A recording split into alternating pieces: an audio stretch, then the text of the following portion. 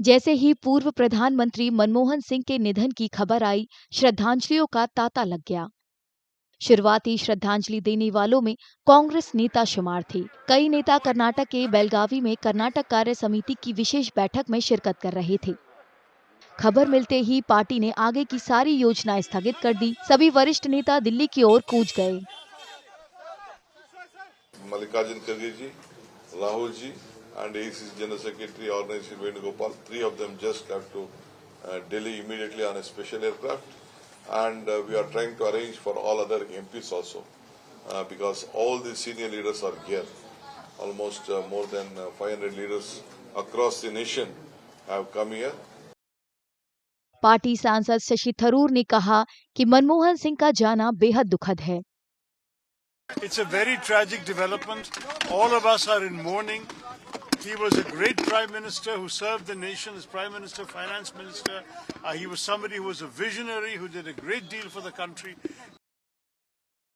पूर्व सांसद पीएल पुनिया ने मनमोहन सिंह को ऐसे राजनेता के रूप में याद किया जिन्होंने 1990 के दशक में वित्त मंत्री के रूप में आर्थिक सुधार के जरिए देश को प्रगति की राह दिखाई।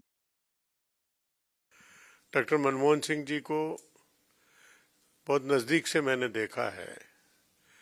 बहुत ही सहृदय व्यक्ति थे और हमेशा एक साधारण बात से करते करते भी बहुत ऊंचाइयों तक की बात वो कहे जाते थे। देश को जो आर्थिक संकट जो 90s का था उससे उबारने का काम है, वित्त मंत्री की हैसियत से उतारने का काम उन्होंने किया। और मैं समझता हूं कि उन जैसे व्यक्ति की काबिलियत वाला व्यक्ति ही इस काम को कर सकता था। उत्तराखंड के पूर्व मुख्यमंत्री हरीश रावत ने मनमोहन सिंह को मजबूत विश्वास वाले शख्स के रूप में याद किया। डॉक्टर मनमोहन सिंह जी के निधन के समाचार ने मेरे मन के अंदर बड़ी भारी उथल पुथल पैदा कर दी है। भारत ने और भारत माँ ने अपने योग्यतम पुत्र को खो दिया है, एक महान राष्ट्रभक्त को खो दिया है। ऐसे व्यक्ति को खो दिया है जो अपनी सादगी के साथ निर्णय लेने की दृढ़ता के लिए हमेशा याद किए जाएंगे। छत्तीसगढ़ के पूर्व मुख्यमंत्री भूपेश बघेल ने पहले वित्त मंत्री और फिर प्रधानमंत्री के रूप में मनमोहन सिंह के कुछ ऐतिहासिक पल याद किए। जो आर्थिक सुधार उन्होंने किए उसका लाभ पूरे देश को हुआ। अब प्रधानमंत्री के रूप में जहां प्रथम कार्यकाल कृषि सुधार, कृषि के एमएसपी की जो कीमत है उसको उन्होंने बढ़ाया और वहीं मनरेगा जैसे 5 बड़े कानून उन्होंने बनाए जिससे आम जनता को लाभ हुआ है। और मनरेगा जैसे क्रांतिकारी कदम के कारण से 14 करोड़ गरीब लोग गरीबी रेखा से बाहर आए।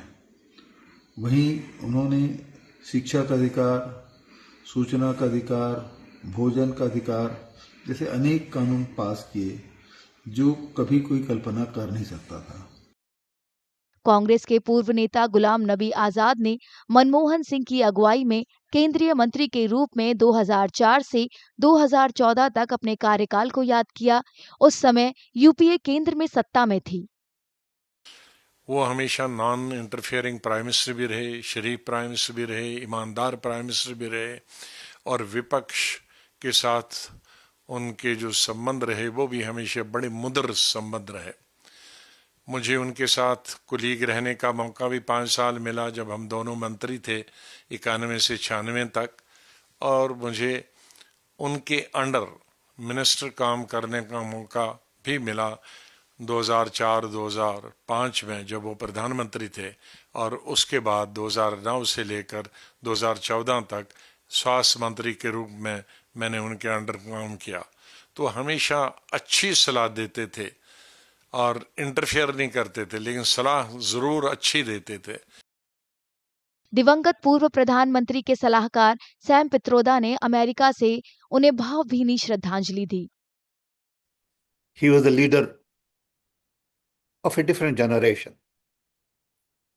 He had no need for personal glory. He didn't want to take credit from anybody. He never really put his foot down. He allowed people to collaborate, cooperate.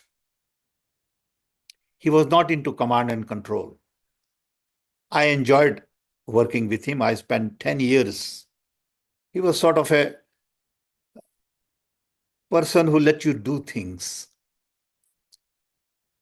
He could probe, but at the same time, he could make you feel very comfortable. I enjoyed his leadership style.